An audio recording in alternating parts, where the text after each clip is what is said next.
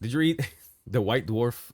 Well, there was a White Dwarf that came out like a couple months ago, or maybe whatever the last White Dwarf was that came out. They had a spread of this guy's Ultramarines army. It was like fucking massive. He had like 10,000 points and shit like that. Fuck yeah. The guy. The guy posted in one of the Facebook groups, he's like, look, they featured my army in White Dwarf, and in the entire army, there are like 3 models that are actual GW models. Everything else is 3D printed. Dude, it was the most base shit I'd ever seen, dude. Oh, God, dude. Yeah. Oh. He's like, that's how good 3D printing is nowadays, that GW themselves don't know the difference between their models and a 3D printed one. GW is going to have to get out of the business, man, because they can't be sustainable for them to make models. Well, I mean, because they'd literally have to pick up like every model and check if it's resin or not. Yeah. Even then, apparently, when they were looking at it, they did pick up a couple of models, and they were looking like fucking like 3 inches from their face, and they still couldn't tell. Bro, that ABS resin, dude, it's that 4K fucking resin too, man. One of these days, we need to have like a dedicated 3D printing video. You are now listening to Heresy FM.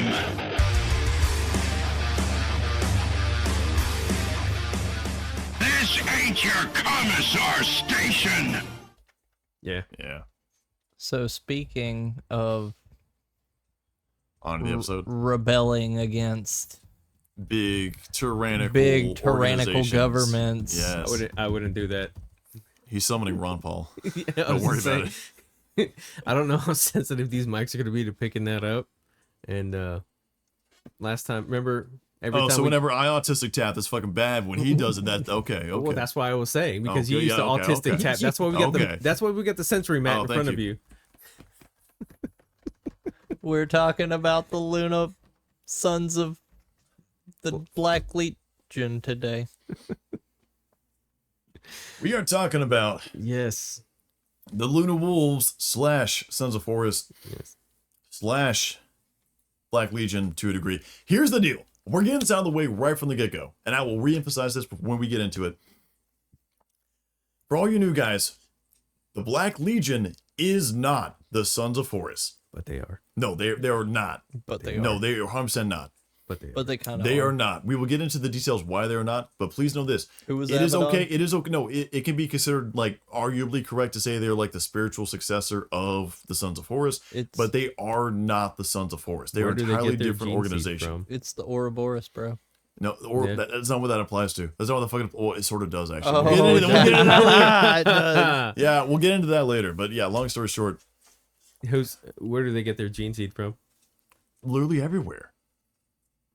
But who's I'm not joking. Like everywhere. Who did Abaddon get his gene seed from? Yeah. Yeah, you know, we're like okay. Do you know who makes up the majority of the Black Legion? He was quite literally the son of Horus. Yeah, he was. Yeah, I'm not saying there's not Sons of Horus alive, but you know who makes up the majority of the Black Legion? Guess. Luna Wolves? Sons of Horus. Chthonians? I gotta be honest, I don't know who, but it's not the Sons of Horus.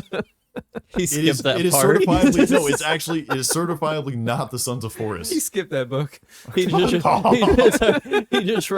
just listened to a synopsis. You're not making. I try to record by walking the studio and they say skip, bro, skip. Listen, you don't know how much you hurt Groot with that revelation. I just want you to know this. It's not skipping. It's always disappointing meeting your heroes. Never meet your heroes, Groot. Speaking of betraying trust in the person who guides you into a certain vocation or hobby. I never wanted this step, bro. I never wanted to bring my armies upon you. It's literally Ferris Manus Fulgrim right now. It's just happening. Horus Groot per cow. Oh no. So where do we want to begin with I'm just going to we got to call them Sons of Horus for reference. Like, also, we're going to talk about Luna Wolves, everything else, but for my sanity, I'm just going to say Sons of Horus when it comes to a general overarching, like, as entire Legion. Yeah, I mean... Unless specifically talking about the time of the Luna Wolves. Yeah, to be fair, there isn't really much on the Luna Wolves.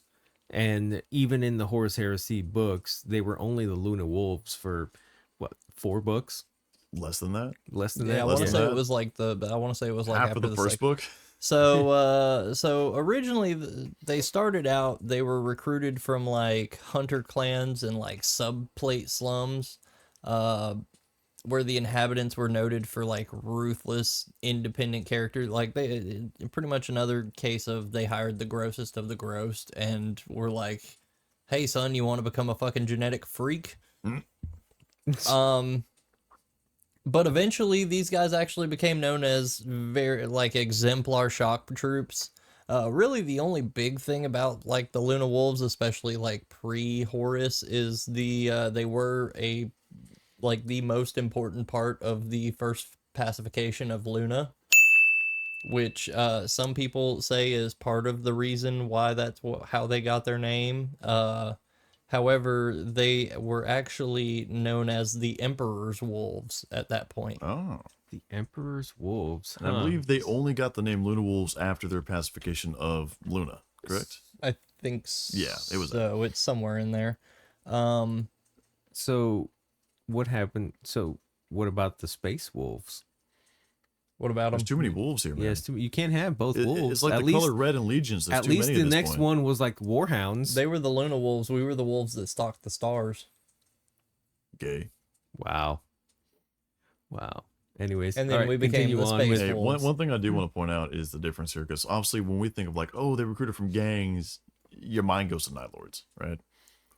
The big difference I like to say is if we're talking about Night Lords, we're talking like they recruited from like some crazy, fucked up street gangs. Okay, let's think about it that way. Like they went to the inner city, people were shooting up heroin, popping caps, selling drugs to middle schoolers, that type of stuff. And then you go into like the Luna Wolves and then Sons of Horus, and it's like it's a little bit of that, but also it's mainly like listening like Italian Mob, The Godfather. You know, where it was a lot more of like a organized crime, a lot more structured, a lot more rigid, in the sense of like, I will kill you and pop you in the back of the head, but then I'll send some roses to your wife, right? Is that type of stuff. The funny thing about that is, it's like you can, if you look at all the traitor legions, all their recruitment processes in the beginning were always from shit places, as opposed to the loyalists. Yeah. So you had Nostromo for the Night Lords. Yeah. And then you also had, well, can't really count Alpha Legion. Medusa, Fenris, Nocturne, Well, yeah, Inuit. yeah, but when it came to the What the fuck do you mean, Inwit? What? Inuit was a death world. Yeah, no, but we weren't fucking criminals. He Well, no, that's what I he was mean. just talking about people being No. recruited from like horrible places. Oh. No, I meant like in the sense of, okay, so you had Nostromo where it started out with the Night Lords being recruiting like the best and brightest, and then Yeah. it just became empty the prison, send it to them. World Eaters were recruiting fucking borderline psychopaths and very aggressive behavioral individuals. Sons of Horus Yep. are recruiting basically criminals, mobsters, Yep. gangsters type of stuff, as opposed to like in Fenris, you're recruiting, other tribesmen and shit. For what's it called, on McCrag and Ultramar, again, they're recruiting, bright individuals, good people. You can almost tell who were going to be the traitor legions just because of the people that made up their fucking legion. Wow, the guys who recruited from criminals weren't that trustworthy. Whoa. Whoa, revelation. It's almost like if you recruit from Chicago, you're going to get a lot of bullshit. So I guess we can go to the My Little Pony pod. I saw a horrible cosplay. Oh, the rainbow dash jar. jar. the fucking thing. Fucking what? There was a cosplay in this. Look this up one- Rainbow Dash Jar cosplay. Yeah. It's not. It's Why not. do the I image. feel like I'm going to be set I got. up for Well, I something gotta be terrible? honest. Yeah, the related searches may be traumatizing, Is but it not this Rainbow one. Dash cosplay? No, Rainbow jar, Dash add jar cosplay. Oh, Yeah. this is going to be terrible. You don't have the jar. It's something else entirely different. Go back a few episodes. If you know, you know. Put in comments. What figure would you put in your jar? For me, it'd be hold on. Rogodorn. Oh, no, hold on. I'm gonna For me, probably it'd be have to- Bjorn. Bjorn. Yeah. Dreadnought form or like. Yeah, Dreadnought. okay, Yeah, 100%. Well, he's sealed. His Dreadnought chassis. He'll be okay. He's safe. He'll be okay. He's safe. The All-Father protects. Yeah. Okay, so Twinsies. God, Jesus. Ugh. So Horus's jar landed on Cathonia. Cathonia was actually surprising for a Primarch to land on because it's literally less than a reasonable slower than light distance from Terra. Yeah, it was pretty close, right? Yeah, it was like relatively close. Yeah, because it was the first bound. However, the world was an industrial nightmare of a world honeycombed with long extinct mines dominated by decaying hive cities. There's a lot of contradiction and omission that tarnishes all accounts of Horus's formative years. So if you know anything about Horus, little baby Horus, I don't. This is the surprise part. Like, if we go to a random Primarch, I can just on the spot tell you, like, yeah, that's how they were raised. The plan. Like with Horus, I know jack fucking shit. I'm not sure it's because I haven't read enough or anything else, or maybe I skipped that story. But it's I generally don't know. Yeah, Like, the only it's thing I never know was mentioned. the little bit that they gave us, like, of what was it, Abaddon in the one book, Yeah. where it was like it went back to his time as like he was because he was like a prince yeah. of Cathonia, Yeah. and he ended up he ended up choosing his battle brothers over like something, and he ended up becoming the exiled prince. Yeah. And then somehow or another, as he's surviving on the streets, he ends up getting like found by like, I think it was like Malighurst and fucking Sir Jamis. Mm-hmm. Fucking Malighurst. Yeah, right. Yeah. But so not really a whole lot's known. However, uncommonly, Horus was not matured on his cradle world. Huh? Apparently the Emperor found him quite early. Oh, really? I didn't know that part. But as far as we know from like the Horus heresy and, you know, from Siege of Terra and everything, Big E paid special attention to Horus. Oh, Horus was at the time the favorite son. Yeah, firstborn always getting all the attention. The firstborn getting all the attention. Let's see. Eventually gave him control of the Luna Wolves, and he accompanied Big E for the first 30 years of the Great Crusade. And the Luna Wolves were a lot unlike any other legion. Almost from inception, they were led by, they had their Primarch. They spent decades under the Emperor's supervision, and they strove to be, they had a big thing about striving to be the best. Like, they wanted to be better, faster, stronger, conquer more worlds than any other legion. They wanted to be the best legion out of all of them. Yeah, it's kind of like the same strive that the Dark Angels have, because the Dark Angels are like the first legion. Right. Yeah, so therefore they're like, well, we're the first. We got to keep up and, you know, set the pace.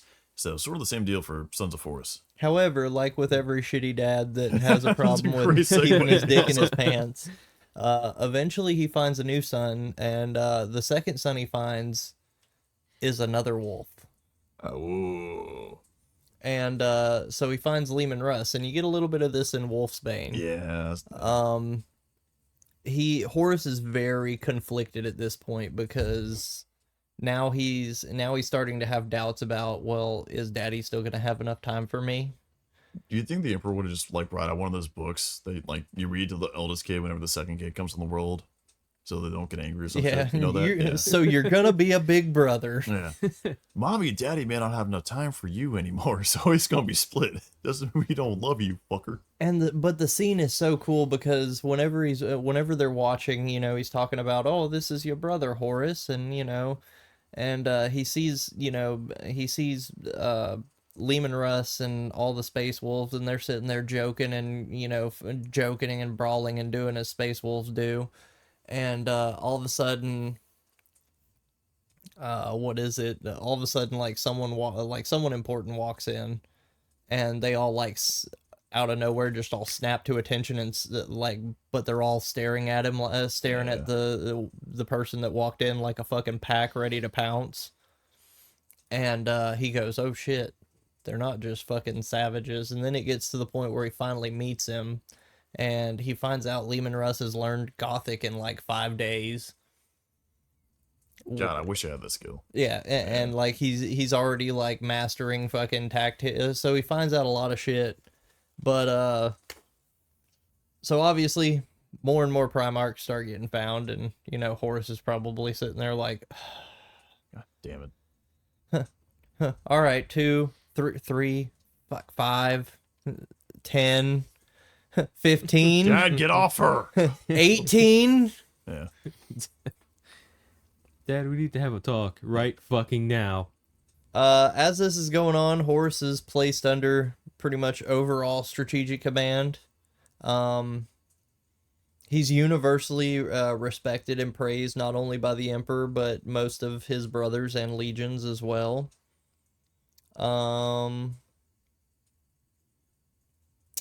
What else?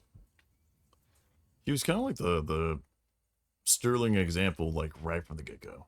Yeah, he was the like him and his legion were pretty much like the shining example of what to do, because like not only could he use his Luna Wolves like as the shock troops that they were, Horus also used his Luna Wolves diplomatically as well. Yeah, Except, like later except on with against the Orician technocracy. That's their story. Yeah, I was gonna say later on. Yeah, we saw how that went. Yeah. I guess we should also kind of establish that he set up the Mournival. Yes, I don't know when we should set this up, but we it's probably something important to go ahead and. I got it. So long story. The first thing to say is that Horus was kind of the example, and if I had to take a wager, I would say that the Emperor set him up as the example to everybody else since he was the first found, because if every other Primarch had their history, like we know their history, everything else, and like, but at least through a lot of sources, excluding the one like you mentioned, it's kind of like, well, it's kind of shrouded. It's not well known, right? Because in the universe, a lot of people don't really fucking know. We've had instances of Astartes talking, be like, oh yeah, I know how Korax grew up. I knew how fucking Dorn grew up. I knew this. And then it comes to Horus, they're just like, I don't fucking know. And then let's find the best rumor, that type of stuff. It almost makes me think that the Emperor sort of like confiscated the entire origins of Horus, just to kind of take away that humanity so he could be with others, so that way he could be more of an example, right? Same way where it's like, don't meet your heroes because you find out the human parts of them. Meanwhile, if like on paper you just have, it's Horus, he's the great general, he's done this, he's done that, but you remove the actual like humanity aspect of like, oh, he grew up and it was among a really rough setting and stuff, that kind of makes you empathize with them. Yeah. With Horus lacking that, it kind of held him to a higher standard, and it made him kind of a symbol, where like the only thing you were seeing was what they wanted you to see, if that makes sense. So I don't know, that's just headcanon. It's kind of like query, like it might be the case, might not be the case. This is my speculation.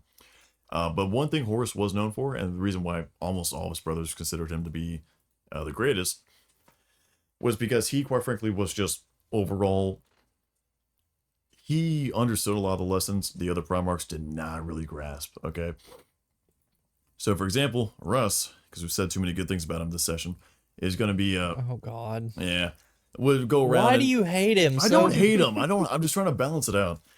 But for example, Russ looked very much like, it's my rules, it's not your rules, fuck you, anything else. But if you were in the in group, you were cool with Russ, right? But if you were in the out group, he was like very much the fucking wolf as compared to like the sage, so to say. With Horus was able to play it a lot more even across the board, right? So that being said, he was very good diplomatically, right? Similar to Gilliman, stuff like that. But part of that is he also kept himself in check. And he also did that in a very public fashion. The Mournival was not a secret, right? And that's something that's kind of wild to think about, because as a Primarch, especially whenever you're living up to the example, you don't really want to go around and kind of do anything that will show weakness. Well, right? they were pretty much a part of everything he did too. Like if Horus was there, 9 times out of 10 his Mournival was there too. Yeah, and the kind of setting like 30K is, and some of the Primarchs, I mean, fuck. Like Ferrus Manus probably wouldn't go around and advertise that he had a council of advisors he saw through that were just, Astartes. Primarchs usually only admit to getting advice from other Primarchs or the Emperor or something like that. They don't really be like, yeah, I talked to my sons to see what they had to say, Yeah. With that being said, it was a very official thing, and he set that up to kind of check and balance himself, because we have to understand we're still in the Luna Wolves part of this, right? This is Horus pre-fall. And Horus pre-fall had a very good reason for being the best, right? And it's also what made him the worst whenever he did fall. because he understood as a person, Primarch or not, I can make mistakes. And Right. also, I need different point of views on this subject because, yeah, I'm a fucking Primarch. End of the day, I'm going to have final say. Yeah. But also, they can bring stuff up that I don't understand and they can help keep me in check, right? Yeah. And that takes a lot of wisdom and humility to do, especially as a Primarch, when you are superior to those around you, but you still invite them on your council. So that being said, it kind of gives us an insight into the character of Horus, where it's the fact of he's willing to surround himself with people that he's supervising and let them speak freely about what's going on. So overall, great guy. He worked well. He was by far like the favorite brother of almost all the Primarchs. There's a few who were kind of like, standoffish, but for the most part, everybody fucking loved him. And on top of that, he had the humility to keep himself in check, and also he kind of was really successful in engaging in wars, and also the Emperor's favorite. That didn't hurt anything, you know. No. Yeah, and he also had a habit of, like, especially worlds that he brought under compliance. He would participate in like their local customs and like customs and festivals and shit. And one example of this being the warrior lodges. Oh yeah. Apparently it was under one compliance that he actually saw like a warrior lodge or whatever and participated and thought, oh, this is a great idea. Little did he know that it was probably, you know, a little bit of word bearer fuckery. Yeah, I was gonna say, I'm like, I thought the word bearers were the ones who started the lodges, and Erebus is the one who went Apparently, through Erebus, I don't know. Porphyry. It was under the wiki page whenever Really? I was doing the thing that it was like a slight If example of it. if I'm not mistaken, what happened is that they initially got the Warrior Lodge, and it was that similar to the Mournival, but except it was for all these Astartes was saying, hey, Yeah, everybody can speak freely, everything else, and it was not intrinsically a chaos themed thing. Now, the word bearers saw basically a network and they said, hey, we can corrupt the network, right? You corrupt the network, it's already in place. All the fucking legions, for the most part, fucking love this shit. All these stars do this. Even the Weiscars, who were very much frowned upon that stuff, they still had the lodges, right? So that being said, even if it went under like a different name or anything else, so the warrior lodges were not intrinsically chaos or malign, but that being said, they were corrupted / further instituted with that in mind. by the goddamn Erebus piece of shit. Yeah, fuck Erebus. Yeah, fuck that guy. So I guess that brings us to the next big plot point in fucking Horus's life. Ulanor. Ulanor! Ooh, Lenore. The homeworld of yes. the orcs. Yes. Oh. Which is a hell of a thing to think about. Yeah. Yeah, so Ulanor happens. Fucking obviously we know fucking everybody won. We thought, oh, this is it. This is the big moment. You know, we're free of the orcs and everything, and And they'll never bother us again. we did Right? it. We got rid of. Right? We did it. We got rid of the orcs. Is the fucking Simpsons bar scene. Yeah. Yeah. But that being said, the Great Crusade, something to keep in mind is that during basically a long night, whenever everybody was cut off, the previous human empire, Federation, Star Trek bullshit they had going on got savaged by Xenos, right? They initially thought like, yeah, we can trade with the Eldar, but then suddenly the Eldar were like, it's opportunistic to fuck you in the ass, so bend over. So that being said, one of the big things with the Imperium coming out of coming out of Long Night was going to be, hey, clearly we are not going to be at peace until every single fucking goddamn Xenos is dead. So as such, this was a big win because as we know in 40k, we can see them basically just scrupulously throughout the galaxy. Orcs are dangerous. Yeah. Yeah. If they get united, like in War of the Beast, with Gaz, with any other shit, they get dangerous real quick. They go from a very small threat to a very big threat really fucking quick. Yeah. So if the Imperium was able to go and wipe out the orcs or hold their numbers to the extent where like, hey, fucking nothing's going to come up for the orcs, by God, that's a huge win. That is an astounding dub, okay? And keep in mind, this is during the time that the Imperium could actually cleanse a world of orcs, right? They had the resources and the manpower and everything needed. That if need to, they'll fucking fire line across the fucking planet with flamethrowers and fucking march forward. Okay, just to clear out all the orc spores, everything else. Like, we're not talking 40k, oh, they reclaimed the planet from the orcs, but now it has a permanent orc infestation, right? We're talking, oh no, orcs are gone. They're gone. You don't have to fucking worry about them ever again. That entire fucking, every single orc sport got goddamn atomized. Okay? Not literally, but you know what I mean. So that being said, whenever they went to Olenor, it was the biggest fucking orc war boss. Mm. And the Emperor personally was also continuing to lead, at this point, still leading the Great Crusade. And that was sort of like the main fleet headed towards Olenor. Whole bunch of legions were there, but the biggest one was Horus. And whenever the Emperor was marching towards the fucking final orc war boss, everything else, along with fucking Horus, lo and behold, the Emperor almost got killed. Yeah. Let's put that into context here. The Emperor almost got killed by fucking orcs. Do you know how fucking big that orc wall has to be for that to happen? Well, I mean, Yeah. Ulanor is the fucking homeworld of the orcs, so Yeah. I would assume the entire population is there. Yeah, so if you know anything about the War of the Beast and, you know, what's currently going on with Gaz, whatever was happening on Olenor was stronger than both those things. Like, we are talking about, it was the fucking orc shit, okay? I want to keep that in mind because that's something insane to think about, yeah? Yeah. I mean, for fuck's sake, dude, War of the Beast, we have fucking orc-speaking Gothic and having diplomats. Like, holy shit. So clearly something was up with Olenor, or at least it was the pull of the planet kind of united the orcs against the Great Crusade.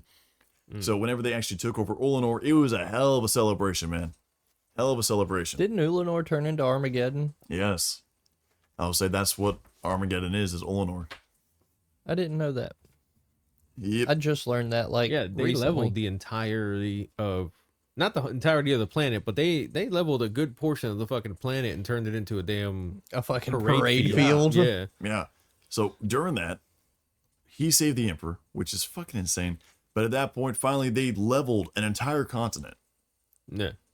We put that in context. The Earth's a globe, okay? They leveled a continent Yeah. to be on the same space. That's a fucking dent. It's like Yeah. it's like taking a fucking like hammer and chisel to fucking like marble or like scraping wood, and you level out an entire section. And of you the just fucking knock out planet. Asia. Yeah, it's just Yeah. imagine it wiping out the entirety of Asia to make a parade field. Yeah, and it's all fucking level. That Shit. the insane amount of Earth you have to move. You are literally moving fucking mountains for a fucking parade. Yes. Holy shit. Yeah, that's fucking nuts. Like, we gotta grasp how insane that is. The Imperium at the height of his power, which I'll put a flag in and say that's Olenor right there before shit kicks off. The height of his power leveled a fucking continent for a parade field. I know we've said this 20 times, but you gotta That's grasp it or beautiful. try to. Yeah. There's Yeah. something just beautiful about that. It is. Yeah, it's the sheer nuts. excess of that, man. The And sheer it doesn't matter what excess. continent on this country, on this planet. I mean, you think about it. Okay, let's say freaking South America. That's still a fuck ton of land. Yeah. And the best part is they did that fucking quick. That was done Yeah. in months. Months. Bro, that's like the chattiest Chad move you could ever It is. fucking make on a planet. That really is, yeah. Which, not to mention Terra, they basically extended the Himalayas into a fucking semicircle. So, I mean, very clearly, just terrain was not a fucking issue.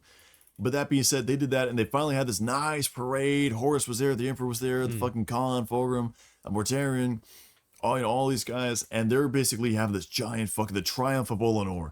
And at that point, the rumors start circulating. Hey, the Emperor's going to leave us. The Emperor's going to appoint somebody as War Master. And the first two things going through everybody's mind, including Horus, was saying, he's leaving us. What? And the second thing was, well, who's going to be War Master? And people started taking bets. Would it be the Lion? Would it be Russ? No, surely not. Would it be? Man? Yeah. Would it be Alfarius? Maybe it is Alfarius. I don't know. That would be fucking funny as shit if Alfarius was appointed War Master, dude. That would Oh, be what fun as about shit. would be what about different. Dorn? Dorn. What about Dorn? Dorn is the Praetorian. Dorn wasn't, which most Primarchs were like somebody. Everybody speculated on everybody for the most part, but there was a few people that was like, yeah, they're not War Master, right? So like Korax was kind of off the table, Alfarius was off the table, Yeah. but all the ones that we can think of like classic warfare chads, we're talking like Gilliman, Dorn, Horus, obviously, stuff like that. But then it's like Angron, nah. Mortarion. No. I think War Angron was a Master would safe be bet, yeah. nuts. Yeah. How about Kurz? Kurz is Yeah, War Master. he can do it, yeah. What about Perturabo? Oh god. The best thing is, Perturabo fucking wanted that shit. Yeah, too. Perturabo Oh, he wanted it would've so done bad, and he got so yes. fucking, he got so seethy whenever Horus got it. Oh, I yes. deserve to be War Master. Yes, I need respect, father, please. You know, the Lion wasn't too far behind that either. Oh, 100%. Yeah, Lion got salty as fuck. Yeah, super fucking salty. Lehman Yeah. Russ was like, I could have done it better, but whatever. Yeah, you have people, yeah, exactly. Dorn was the same fucking way. Dorn's like, I didn't want it, but I could have done it better. Like, bro, that's your answer to everything. No, the way Dorn specifically talked about it was along the lines of like, I think if I was in there, I could have done it. Like, I could have done it. But at the same time, Horus, he'll do a good fucking job. I'm proud of him. Yeah. Yeah. So Another big one was Sanguinius. Oh, yes. Sanguinius was Yeah. a top choice. So why do we think he chose Horus and not Sanguinius? Because the Ouroboros? Because of the Ouroboros effect. We can actually introduce that in a little bit, but that's not this. Okay, so the let's go reason- back all the way to the Tower of Yeah. Babel. So the reason he chose Horus was, if I remember correctly, the reason he chose Horus was because he knew that Horus was the only one who could unite all the brothers and actually command some kind of respect when it came to his orders and shit like that. Yeah, he Sanguinius looked to was Horus just sad as all the the one time. who can unite, because even Horus said it himself. He's like, I'm the only one who can unite all the brothers together, under one banner, I guess you could say. Funny. That's true to a degree. That is true. I'm not saying it's funny. not. Also, in the End of the Death, he also says that Sanguinius is the only person that the Emperor would have made War Master, and he would have been perfectly fine with. He would have had no qualms. Yeah. They were so close. It was They so were. beautiful. I know, it's sad. Yeah, Horus and Sanguinius had a very serious bromance. But that being said, the choice was ultimately 100% down to those two, right? The only realistic choices were going to be Horus or Sanguinius. Yeah. If I had to guess, and this is me guessing, just from what we're going off of, Sanguinius had the hearts and the minds of fucking everybody, for the most part. But at the end of the day, if he was War Master, that would have fucking killed him. Like, not literally, but it would have fucking, like, emotionally wrecked him, man. Sanguinius has a hard time doing, like, it hurts him to do what needs to be done. He'll do it, but it hurts him like a motherfucker, right? There's a scene at End of the Death when, like, one of his sons is slowly being crushed in the claws of a titan. Oh, that right? was Echoes of Eternity. Yeah, Echoes of Eternity, yeah. And then he like, reluctantly gives the order, like, fucking shoot him before that happens. But at the same time, you could just, like, across the pages, you can tell his heart's fucking breaking for that. You see it in the Cargos and the Flesh Eater whenever they have to fight that one team to Sanguis Extremis Yeah. because the World Eater fucking kills the dude while the fucking disruptor field's still up. Yep. Fucking you come in and Angron's all Angron and Sanguinius come in after the fight and fucking Angron tells him, good kill. Yeah. You did a good job. And Sanguinius tells him, looks at him and he says, I'm not gonna say I'm proud of you because I'm not. He literally looks at him and he goes, you know what you must do. I want you to remember this moment from now on. And he fucking makes him go through the rite of remembrance against the guy that he just killed. Yeah.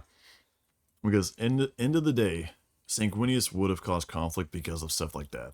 Because he is too good of a guy for that position that requires some dirty deeds, right? Yeah. Horus was basically second in charisma, arguably even fucking tired or better, okay?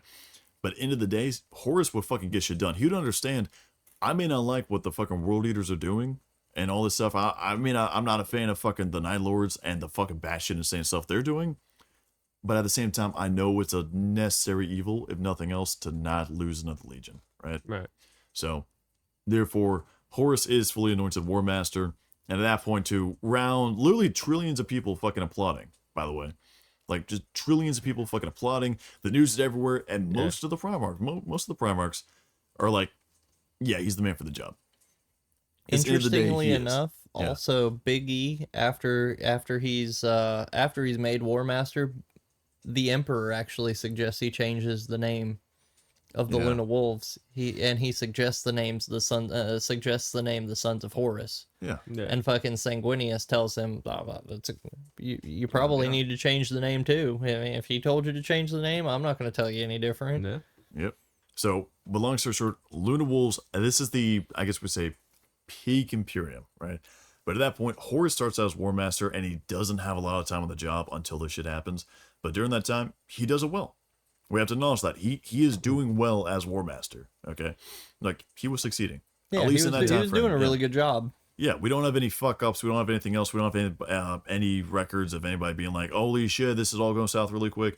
Oh, by the way, the machine's on fire. You know, bad day at work type stuff. None of that. Right. No, So- everything was going really well. Yeah. And then they get to Inorex, and that's where they meet all of them. They're having everything is, you know, copacetic and amicable. This is when Erebus came with them. Well, let's talk about the Inorex for just 1 second. So if they don't know who the Inorex is, yeah. So Inorex was just basically a alien society, but it was sort of like a conglomeration where it's like humans as well as like some Xenos, if I'm not mistaken. And they kind of had some weird contraptions, like almost like a centaur, using almost like medieval type weapons, but the medieval weapons would fucking punch through power armor. Yeah. Yeah. So long story short, it was another civilization they encountered. And normally, as with the Imperium, especially Horus, it's diplomacy first, violence second. And that's when everything fucked up. Anyways, continue. Yeah, so they're on Inorex. They realize that humans and Xenos have formed a like cohesive society with each other. And you know, they're all like, well, that's fucking weird. Why would you do that? But you know, whatever. Everything's diplomatic, all this and that. And I forget the name of the head guy, but the head guy was showing them around the museum of everything, this and that. And all of a sudden the alarms go off, and they're getting reports over the radio that a priceless relic has been stolen. And immediately freaking everybody starts training their guns on like Loken and everyone that's there, and they're like, what the hell's going on? What are you doing? This and that. Like, something's been stolen. It's a really bad relic. Everything was fine until you guys show up. So one of Chaos you with guys a was K. it? Hold Yeah. on. So shit pops off. They're telling them, you know, we can help this, you know, this and that. They're like, no, you're not doing anything. All of a sudden, the Inorex start firing upon them. So, you know, Astartes gonna Astarte and proceed to just fuck everyone up. Who was it? It was Loken and like Torgadon and I think a couple other dudes. I think Abaddon was there. I'm pretty sure. Yeah, I'm At like that point, 90% sure full Abaddon more. was there Yeah. because Abaddon was Yeah. like ready to fucking go from the get go. Yeah. They all meet up back. I think they all met up back with Horus. Horus is like, what the fuck happened? They kind of let everything go. So like, you know what? Fuck it. Horus grabs both like two axes and shit. And he just goes full fucking He fucking world kills eaters them, man. and just starts murdering everything on there, right? They get back to the ship. They're like, I don't know what the fuck happened. What's going on? And at the end of the book is when you see Erebus staring at the anatheme. Piece of That fucking was shit. the anatheme was the sword that was stolen from the Inorex museum. And the anatheme is a very powerful weapon in that all you have to do is speak the name of the person that you want to use it against, and that weapon will basically take a mind of its own. And if that weapon, seek that person out. Yeah. yeah, and seek that person out, and if that person gets injured by that blade, whether it's a scratch, a stab, a cut, doesn't matter, whatever, that wound is completely unhealable. Like there's nothing you can do about that wound. It is a fatal wound. I'm not gonna lie. That's such a cool concept because it's almost like galactically mailing somebody a pipe bomb. yeah, it's a heat-seeking pipe bomb. Yeah, it's a heat-seeking pipe bomb essentially. You just like whisper the name Horus the Example. You just hand it some like random fucking schmuck, and you're like, fucking 3 to 5 days for delivery. It'll fucking happen. Yep. And that's what happens on Davin. It's like an intergalactic death note. Yeah, pretty much. Yeah, and that's what happens on Davin. After Who would that, win, Erebus or L? Erebus, who? L. You ever Erebus seen or Death L? Note? What if you put Oh, Erebus, yeah. L, and Light in the same city? I'll shoot light twice. Oh, Light was such a whiny bitch. He was a whiny bitch. I love the back and forth, but he was a whiny ass bitch. I was so happy when he finally died. I gotta be. It hurt me a little bit because I like seeing the villain arc. I liked it. Anyways, but back on topic. The second thing that this is kind of cool about, aside from the galactic pipe bomb, is the entire fact of it shows Horus who he is. He was at the diplomatic talk tables, and the moment that like the fucking flip switch, he's like, oh, no more diplomatic options. Time for murder. Yeah. Time to go. He was like, listen, we tried talking to you even after you started shooting us, and that's it. Fuck it, you're done. Yeah, I mean, you think Sanguinius or fucking Vulcan would have done that? Probably not. Probably I not. don't know. Vulcan probably. Well, Vulcan probably would have killed guys in the room and then try to like reestablish contacts. And Gwenius would have been like, "No, my brothers, I we don't must know. retreat." Vulcan No. also has no qualms with fucking charring Eldar children. Yeah. No, I well, think- yeah, he I think does. He Sanguinius does. would have probably given the order to retreat, but he would have given it like, do what you have to do to defend yourselves, but we have to get back. Yeah, exactly. Yeah. Like it wouldn't be like fucking. No, not saying they're pacifists, but I'm saying they would have done Yeah. a lot more defensive approach. What as if Kurz Kurt would did. have been on the planet? Oh, yo, Kurt, they would have already been dead. Yeah. Yeah, no shit. Curse. That 10% of that population would have been dead within the first 30 seconds of them being on that planet, and then they would have been given the option. Diplomacy. The fucking get terrorized and stuff. Like suddenly the citizens of like all the interact stuff like wake up and there's like a broadcast being hijacked over the speakers. Like, well, citizens of the Interrex, if you check under your pants, the male population will find out your foreskins are gone. Oh, shit. Diplomacy. We can fine, get you that's- wherever you are. That's Yes. fine. We'll try diplomacy, and he'll just fucking take a fucking diplomat and turn him into the ventriloquist fucking Yeah. banner. Yeah. Oh my god. I like thinking about these fucked up shit that the Nihilers could do because they would fucking do that. Whereas like almost to fuck with them, they send out like a really corny thing where like they puppeteer one of the guys shit and they make it just convincing enough where people tune in, but then like people start looking, they're like, Why are his eyes missing? why are his eyes missing? Those are just two ping pong balls with eyes painted on. They're not even regular eyes or anime eyes. What the fuck's going on here? Why does his mouth just have a Vox grill in it? Why is half that guy on a stick right now? Oh shit. Nihilords are misunderstood. They're just trolling, bro. Just give them a break. There's a little bit of trolling. They're They're fine. the universal pranksters, and They are. nobody ever gets their jokes. Didn't Yeah. they exterminate us? Didn't they fucking exterminate us? No, the they planet? they waged a campaign and ended it within like 6 months or something. No, and like then it was fucking- relatively short. Yeah, Check that one off onto the next one, and the next one ends up being like Davin. yeah, it was almost directly from that to Davin. So to kind of recap, because we're ending Luna Wolves real quick. Everything's fucking Gucci, man, with Luna Wolves. First of all, killer color scheme, very direct. Fucking white armor, black trim. I'm a whore for black trim apparently, dude, because I black trim looks good on fucking everything. But that being said, fucking just fucking beautiful. They had great leadership, they had great organization. They were like seeking the input. HR probably did something too. I mean, it was actually working. You know? Everything was good. They were beating ass, taking names. Like it was the musical. It was like the Rocky montage of Exactly. fucking just going through planets, taking compliances. Everything was Gucci. Horus rolls up wearing some fucking pit vipers and a fucking Hawaiian shirt, just fucking cracking a Miller. Yeah. Ooh, ooh, compliance and planets. It's like the most interesting man in the world, but it's Horus.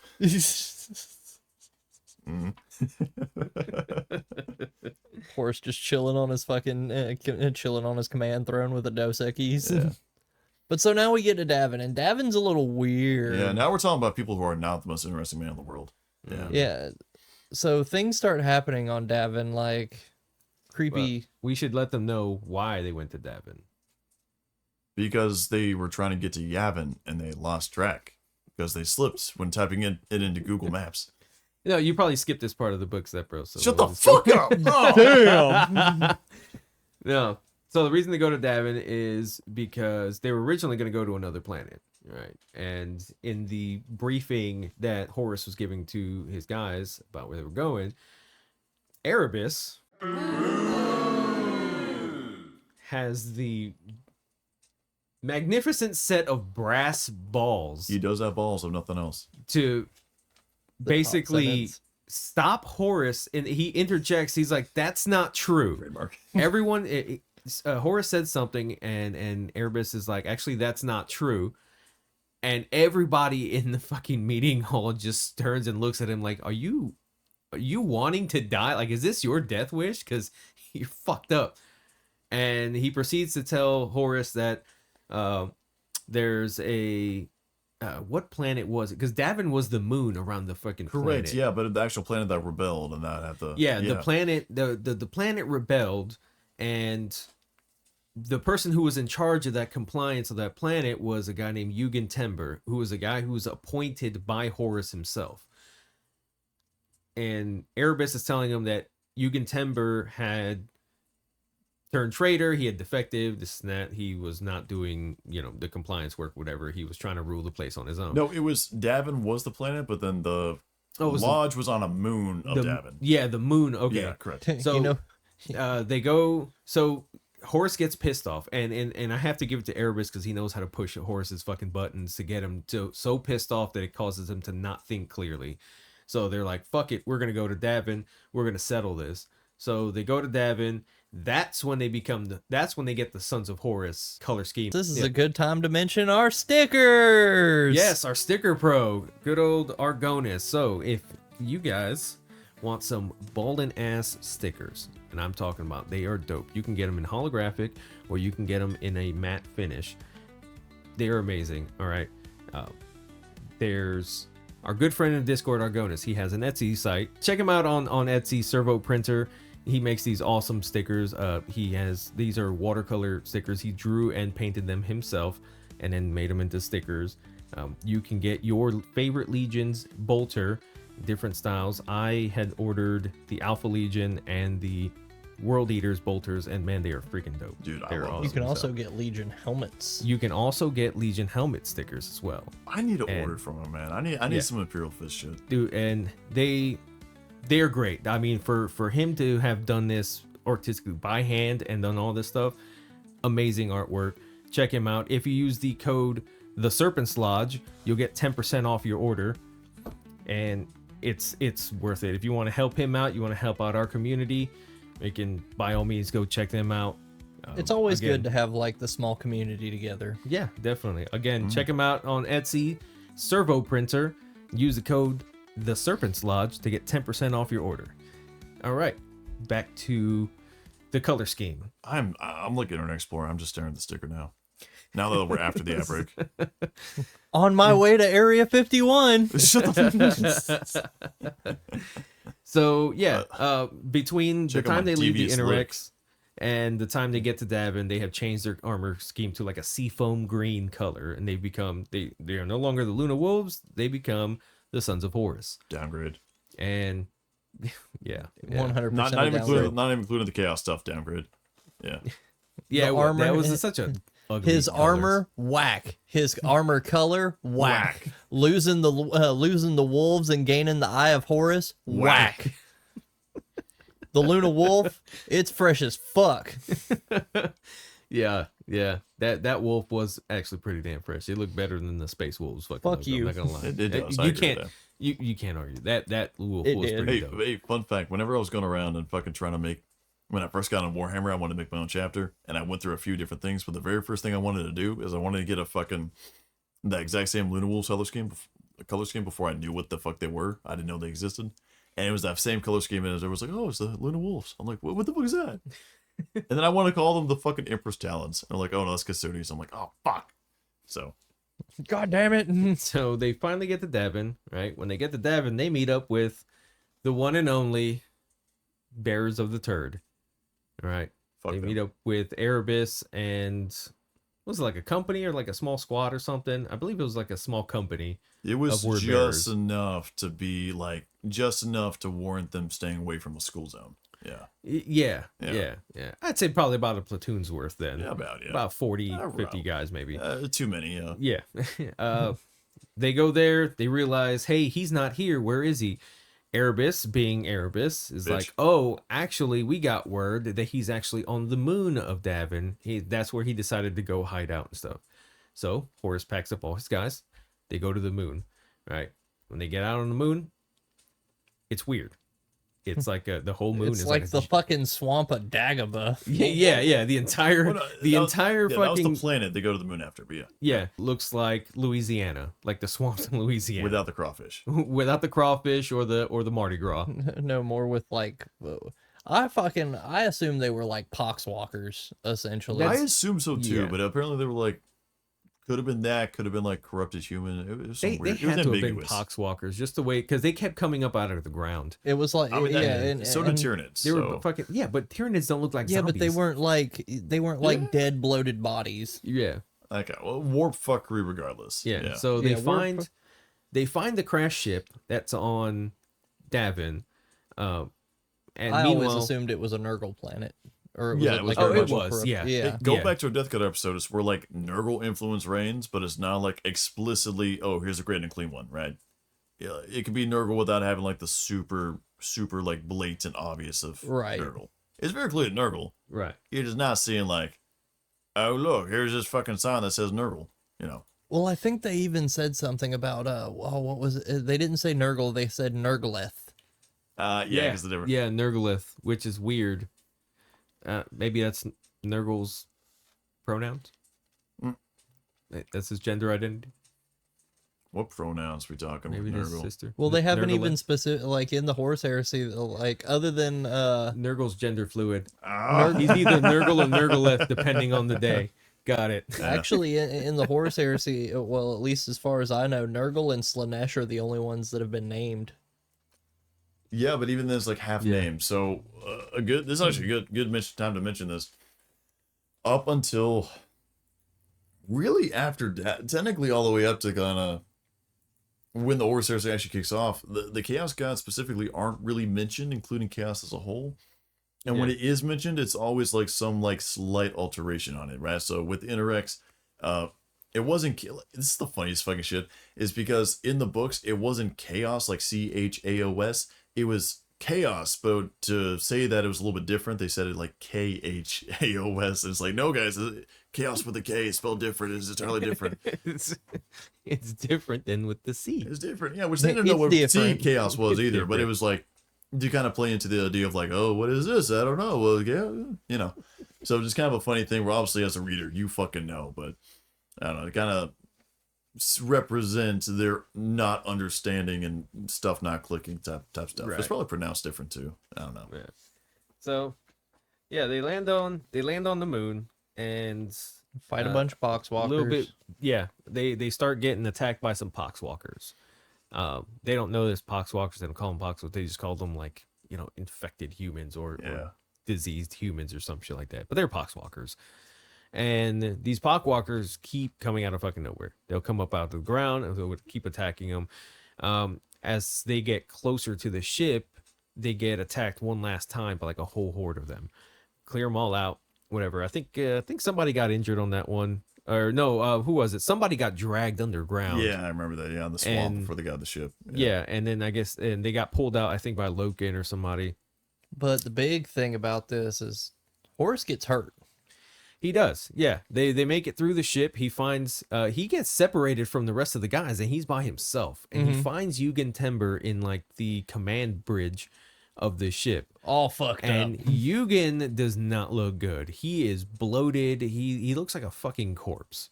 Right? He Yeah. even sounds like a damn corpse. Further context, real quick, just for people who don't know, the importance of Yugan was the entire fact that whenever a Primarch or like any expeditionary fleet would go and conquer a planet, they give it a designation. Eventually, it'll earn a proper name, but that comes in due time.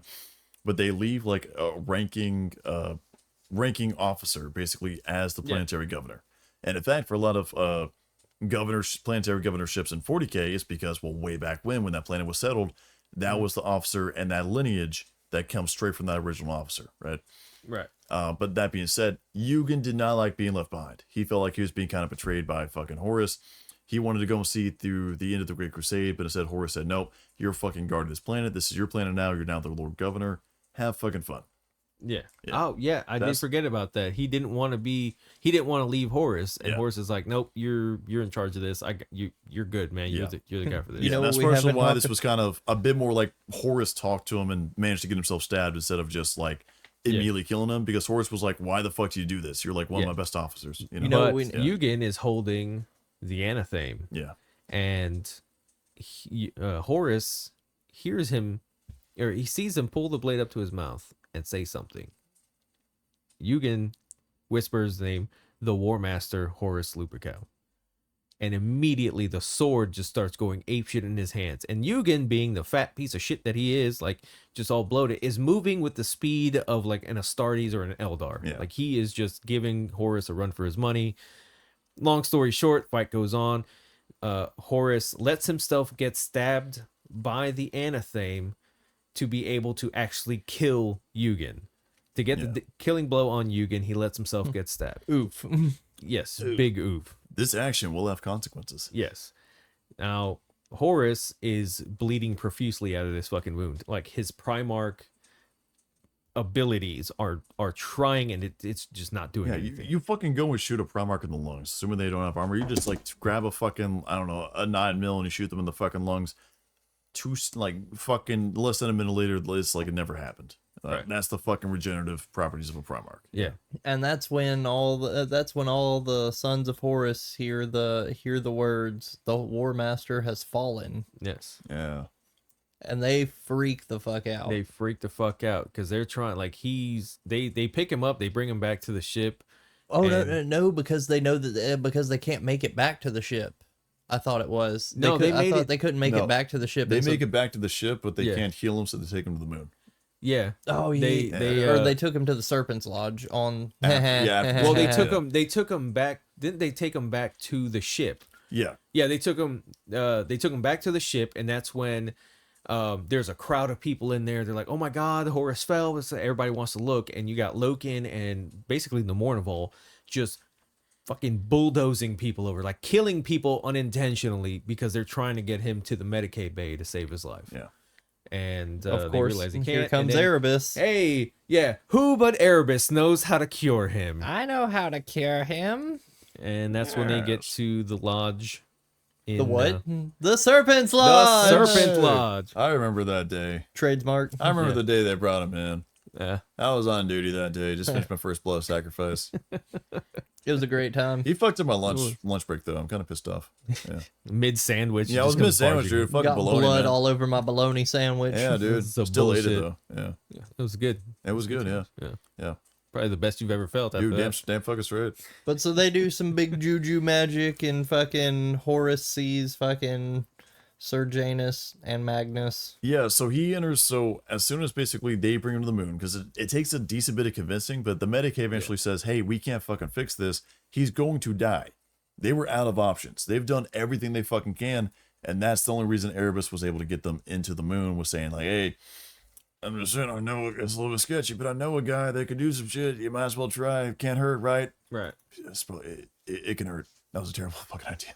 That's very But, terrible. Yeah. But that being said, going on, and they bring him over there, and eventually, Erebus and fucking Horus by themselves go into the lodge, and the rest of these Astartes are waiting outside, seeing what the fuck's going to happen. Oh my goodness! And during that time, that's whenever they perform the voodoo magic, and Horus's soul basically goes on a journey where he encounters, like you were saying, Erebus, but it was supposedly fucking one of the members of the Mournival, but it was actually Erebus. Oh, we're missing one of the best parts Ooh. of that whole part is when they're sending Horus on that spiritual journey, and then Erebus is like, "All right, so what do I do?" And the priestess chick comes up behind him with a knife to his neck. And is like, "You die," and slits his fucking throat right there.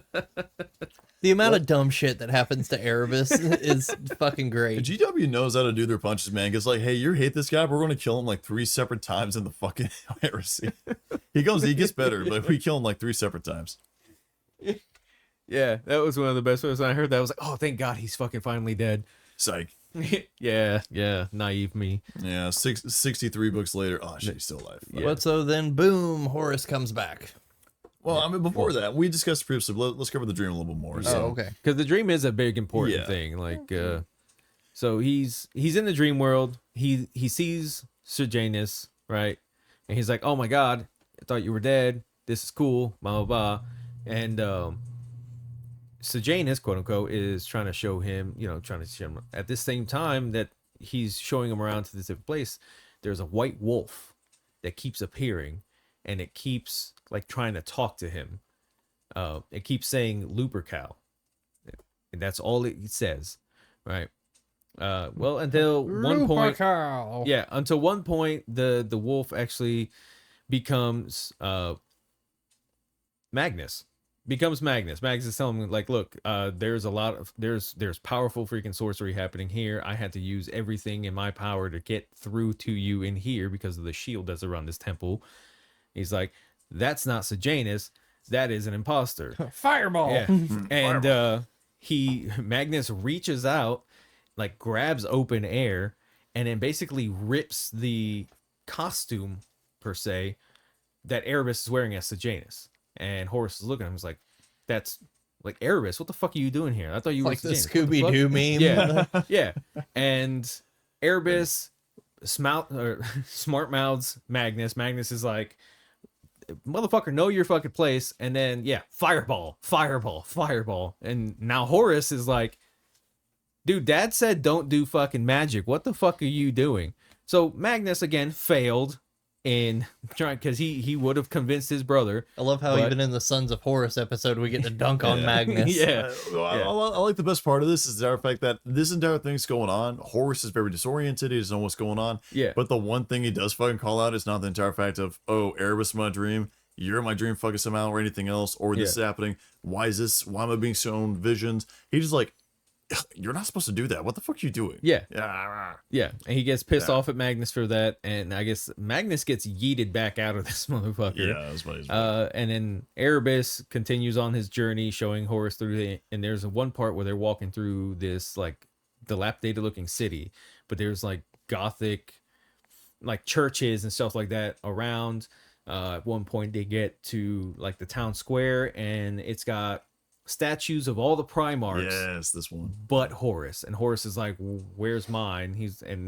Erebus gives some bullshit like Wasn't the dream also like half the Primarch statues were destroyed while half remained? Yeah, and the only ones that were remained were the loyalist ones, and Horus's Yeah. wasn't on there. And he asks, "Is like, what happened to my statue?" He's like, "Everyone forgets." He was you," focused on himself. Yeah. something like that. Yeah, he's like, "Everyone forgets you. You become nothing. This is not blah blah." You'll blah. be stricken from the history. No one will remember you. Yeah, Exactly. And as for the dream, that's effectively it. They finally bring him back. On the outside, Torgadon and Loken are trying to rush in there, but they're blocked by Abaddon and who was the other fucking one? I think it was Horus Axeman. Yes, Yeah, little Little Horus. Horus, Yeah. They get blocked right there. All of a sudden, the doors open. Here comes Horus walking out. Everybody's like, "Oh fuck yeah, this and that," and well, However, a lot of people notice Horus's demeanor has changed significantly. Yes, very much so. yeah, he's very different. He's not the same Horus as what went in. He's And a then little some bit more- more. Those good qualities of him kind of like start eroding very visibly. He's like, Mm-hmm. hey, I'm not gonna call them Mournival as much. Eventually, he that's- kind of shakes up the Mournival. Well, and that's about the end of the book, where after Davin, there's the big revelation of the Horus heresy. Yeah, pretty much. I mean, it's a little bit more like small scale stuff, but it kind of like streamlined the stuff. Yeah, for the most part, it goes on from there, and then of course it goes on to like Isfan 3, Isfan 5. That's I gotta be honest. I want to do like a very broad summary because if we're gonna actually go through all of fucking Horus, Yeah. he has a heresy named after him. That's, you know. Yeah. One of the biggest things was the Oretian technocracy. Yeah. That was the part right there that kind of kicked off for everybody that Horus was not the same Horus as he was. So they meet up with the Oretians, and they're doing their whole little pride thing, whatever, and they walk in, or parade thing, and walk in, and then the Oretians call in their soldiers, and their soldiers are normal human-sized people, but they have Astartes power armor. And they're like, "Hey, I noticed that you guys have power armor just like ours. Where'd you guys get your shit from?" And the leader there was like, "Oh, from our STCs. We have an STC that gives us this thing." He's like, "Oh, STC, really?" And then I think Horus grabs a fucking bolt pistol and then just blows that fucking leader's head off. Yep. All the Astartes start shooting everybody. They wipe everyone out. They take the STCs and fucking go back to their own shit. Yeah, Go back to the vengeful spirit. Yeah, this was kind of definitely the start in like his change. And during the rest of the heresy, you can kind of see like his downfall, so to say. But the biggest point is like, hey, those good qualities that made him a good leader very quickly start eroding, right? He's no longer being diplomatic. He's saying, you got SCCs? Yeah. You're like, hey, it was another Primarch You'd be like, yeah, that's what the fuck they're going to do. I'm amazed they got to diplomacy in the first place. Right. But then he comes on down to like, Horus doing this? Like we all jokingly know like the like parents will say, oh, my little Jimmy would never do that. Yeah. Is that fucking shit, right? Yeah. It's like turns out that Horus is actually starting to act up, and even like his own subordinates, specifically Loken, Yeah. is saying like, yo, what the fuck's up with Dad? Yeah, Loken through this whole thing is like, what the fuck is going on? And now he's the only one being the voice of reason, while little Horus and Abaddon are being the yes men to literally everything that Horus wants to do. Yeah. So that's it for that part. I think the next, I really want to go. Let's say this: Ispan 3 happens, right? He cleanses his own legion. At this point, the biggest person, and I'll bring this up very briefly later on, is going to be Gabriel Loken. Obviously, is presumed dead at Ispan 3. He will show up again later, but long story short, he's presumed dead. Okay, he was kind of like the voice of reason when it comes to a lot of stuff Horus did. Right. But that being said, Ispan 5 happens. Horus, as well as others, are able to go put an ambush on the fucking Salamanders, Raven Guard, and their legion, I'm blanking on Iron Hands. Yeah. At that point, they continue on their thing. Horus initially had a plan. Horus's initial plan was basically saying, hey, if we can go all get together and everything else, and we very quickly purge our own legions, we're going to go on ahead, go to Terra, and at that point, suddenly spring a trap.